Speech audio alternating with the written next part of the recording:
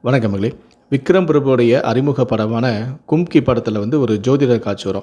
ஜோதிடர்கிட்ட போய் தம்பி ராமையா ஜோசியம் கேட்பாரு. அப்போ அந்த ஜோதிடர் சொல்லுவாரு, "55 வயசு வரைக்கும் துக்கப்பட்டு, துன்பப்பட்டு, துயரப்பட்டு போவீங்க" அப்படின்னு சொல்லுவாரு.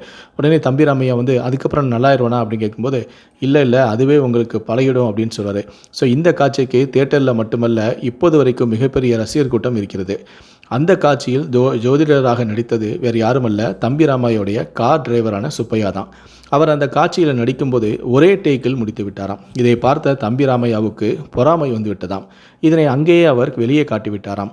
அந்த காட்சியில் ஜோதிடரை அடிப்பது போல காட்சி இருக்குமாம். அப்போதே உண்மையாகவே அவர் அடித்து விட்டாராம். காட்சி முடிந்ததும் நேரடியாகவே "என்னை விட நல்ல நடிப்பியா" என சொல்லியே அவருடைய கன்னத்தில் விரல் படியும்படி அடித்தாராம். சுப்பையா நடிப்பது தம்பி ராமையாவுக்கு பிடிக்காமலே இருந்துள்ளதாம். இந்த விஷயத்தால் தான் கடுமையாக சுப்பையாவை அங்கேயே அவர் அடிக்க தோன்றினாலும் நடிப்பு மீதான ஆசையால் அவர் அமைதியாகவே இருந்து விட்டாராம்.